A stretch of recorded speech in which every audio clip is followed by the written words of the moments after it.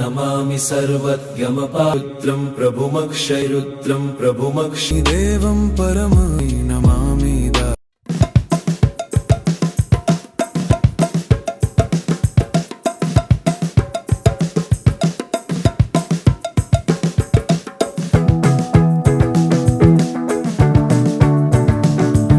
ఈరోజు ఈ ఫాగ్ వల్ల ఒక్కటి కవర్ అవ్వలేదు. యాక్చువల్గా మనది అక్కడ ఉంది, ఇది మన ఏమంటారు మన లేక్ వ్యూ దగ్గర ఉంది మనది. ఇదే అది.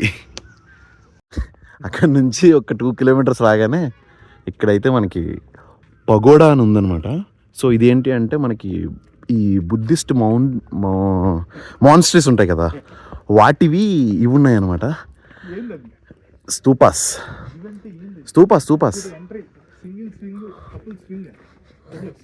స్వింగ్ అంటే ఇదన్నా ఉయ్యాలు ఊగడానికి. నువ్వు నేను ఊగుతాం ఏంటి, మనకెందుకు వచ్చింది ఓడలు అయ్యని. సో అదిగో స్తూప అక్కడ కనిపిస్తుంది కదా ఆల్రెడీ. దగ్గరికి వెళ్ళిపోదాం. Hello bros. Hi you are from Japan. Wow, love that country యార్, లవ్ దట్ కంట్రీ. ఏదైనా మనం చిట్ట చివరిలో పరిగెట్టడం అలవాటు మనకి. ఓకే, మొత్తానికి పరుగున వెళ్తుంది. అయితే ఆల్మోస్ట్ అది 5:30 క్లోజ్ అనమాట ఇప్పుడు మనం వెళ్ళబోయే ప్లేసు. సో అందుకని మనం ఇంత పరుగున వెళ్తున్నాం. అండ్ నెక్స్ట్ ఇంకోటి ఏంటంటే దీనికన్నా ముందు పాటలో ఆల్రెడీ ఎక్కడి నుంచి స్టార్ట్ అయ్యామో ఏంటి అన్నది ఆల్రెడీ ఇచ్చేసాం మీకు. ఒకసారి అది కూడా ఇక్కడ పిన్లో వదులుతాను, ఒకసారి చూడండి. ఎన్ని రోజులు వీడియో పెట్టకపోవడానికి కారణం ఏమైనా ఉంది అంటే మన ముందు వీడియోలకు వచ్చిన భయంకరమైన వ్యూస్ రెస్పాన్స్ చూసి కోలుకోవడానికి కొంచెం టైం పట్టిందనమాట. సో ఇక్కడ నుంచి ఇంకా రెగ్యులర్గా పెట్టడానికి ట్రై చేస్తాను.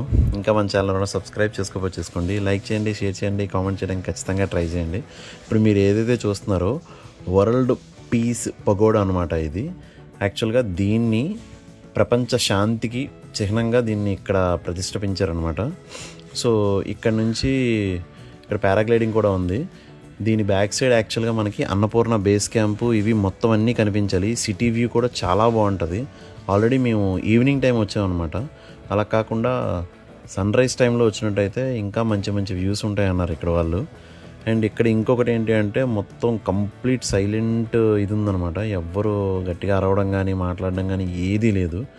కంప్లీట్గా ఇక్కడ ఈ బుద్ధుడి స్తూపం తప్ప ఇక్కడ ఇంకేమీ లేదనమాట. సో మెయిన్ ఇక్కడ ఇది ఒక్కటే ఉంది. అండ్ అంతేకాకుండా ఇది సన్ రైజ్ కానీ సన్సెట్ టైం కానీ ఇంకా చాలా బాగుంటుంది అన్నారు ఇక్కడ ఉన్న వాళ్ళు. సో ఇది ఇక్కడికి స్టోరీ. అయితే ప్లేస్ అయితే మాత్రం చాలా బాగుంది, మస్ట్ విజిట్ అండి. తిరిగిన వీరుడికే గుబులు వచ్చింది ఈరోజు. వచ్చింది కదా చెప్పది ఎంకమ్మా. అందుకే మొత్తం ఇండియా అంతా తిరిగిస్తాడు. ఓకే, ఈరోజు మొత్తానికి కంప్లీట్గా ఫాగ్తో నిండిపోయినా కూడా అది శివ స్టాచ్యూ పండికోట టెంపుల్ అని ఒక ప్లేస్ ఆల్రెడీ అక్కడెక్కడ మాన్స్ట్రీస్ ఉన్నాయి. అక్కడ నుంచి చూస్తే అండ్ మనకి ఇది కనిపించింది అనమాట. ఆల్రెడీ మనం మురుడేశ్వరాలు అయితే ఎలా ఉంటుందో పెద్ద స్టాచ్యూ అలా కనిపిస్తుంది అనమాట బయట నుంచి. సో అందుకని ఇంకా బండి చివరి దాకా వచ్చింది కదా అని వచ్చాం అనమాట లోపలికి. ఏంటో ఈరోజు అన్నా అనుకోకుండా 2 సార్లు శివ దగ్గరికి వచ్చాం. అదిగో అంతేలే అన్న.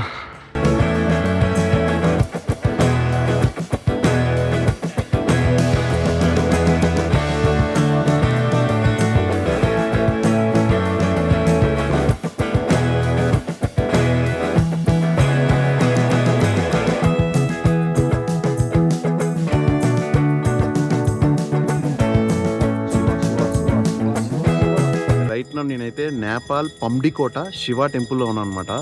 ఆల్రెడీ చూస్తున్నారు కదా, ఈ హైట్ వచ్చేసి దీనిది మొత్తం 108 ఫీట్ ఉందన్నమాట. 108 ఫీట్ ఉంది హైట్. అండ్ ఆల్రెడీ నేను చూపించాను కదా, మొత్తం ఈ శివలింగాలు అన్నీ కలిపి 108 ఉన్నాయి. సో ఆల్మోస్ట్ 1500 ఆల్టిట్యూడ్లో ఉందన్నమాట హైట్ ఇది. సో పర్టికులర్ మెయిన్ రీజన్ ఏంటి అంటే టూరిస్ట్ మెయిన్ స్పాట్ అనమాట. సో ఆల్రెడీ అక్కడికి ఎవరైతే వస్తారో ఖచ్చితంగా ఇక్కడికైతే విజిట్ చేయడానికి అయితే ట్రై చేయండి. ఎందుకంటే అక్కడ దాకా పెద్ద డిస్టెన్స్ లేదు, మహా అయితే 3 కిలోమీటర్లు అంతే, జస్ట్ 3 కిలోమీటర్లు బండి ఆల్మోస్ట్ వచ్చేస్తుంది. అదైతే ఇంకా ఇందాక ట్రెక్ చేసాం, ఇక్కడ ట్రెక్ లేదు ఏం లేదు, అలా స్టెప్స్కి డైరెక్ట్గా ఇక్కడ దాకా వచ్చేయడమే. సో ఎలా అనిపించిందో ఖచ్చితంగా కామెంట్ చేయండి. ఇంకా మన ఛానల్ సబ్స్క్రైబ్ చేసుకోండి. లైక్ చేయండి, షేర్ చేయండి, కామెంట్ చేయండి, ఖచ్చితంగా ట్రై చేయండి. బాయ్.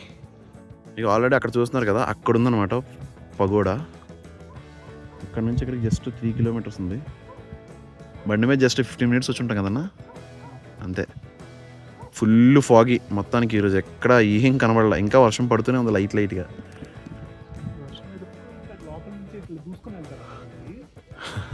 ట్యాంక్ కోసం పెట్టారు భయ్యా. కానీ ఏముందన్న స్టేజ్, యా పాము గిరిగిరిగిరి తిరిగిందన్నా. పెడతారు 2021లో ఇది కన్స్ట్రక్షన్ చేశారంట. మీకు ఎంతవరకు అనిపిస్తుందో నాకు తెలీదు. నాకైతే అసలు మొత్తం ఆ లేకు, ఆ వ్యూ అంతా క్రేజీ అంటే క్రేజీ ఉంది ఇక్కడ. చెప్పాను కదా ఆల్రెడీ సిటీ వ్యూస్ అయితే ఈ రేంజ్లో ఉన్నాయి. ఇంకెక్కడ మేము స్టార్ట్ అవుదాం అనుకునే లోపే అండ్ ఆల్రెడీ ఈ ఫ్లాగ్ కూడా మనం ఎప్పటి నుంచో ఇచ్చేద్దాం అనుకుంటున్నాము. సో బ్రోతోనే ఇచ్చేయించాం, దాని గురించి కంప్లీట్గా చెప్పాము. ఆ వీడియో ఎగిరిపోయింది, అది వేరే విషయం. ఇక్కడ నుంచి వర్షంలో తడుచుకుంటూ మేము ఇక్కడ నుంచి బయలుదేరి మళ్ళీ మా హోటల్కి వెళ్ళిపోయాము. అక్కడ ఆల్రెడీ ముందు ఎవరైతే మన దివ్య గారు ఎవరైతే ఉన్నారో, యాక్చువల్గా నైట్ కూడా ఒక ఇది ఉంది బీచ్ దగ్గర. సో అక్కడికి వెళ్దాం రండి అని చెప్పారనమాట. సో ఇప్పుడు అక్కడికే వెళ్తున్నాం, చూద్దాం నెక్స్ట్.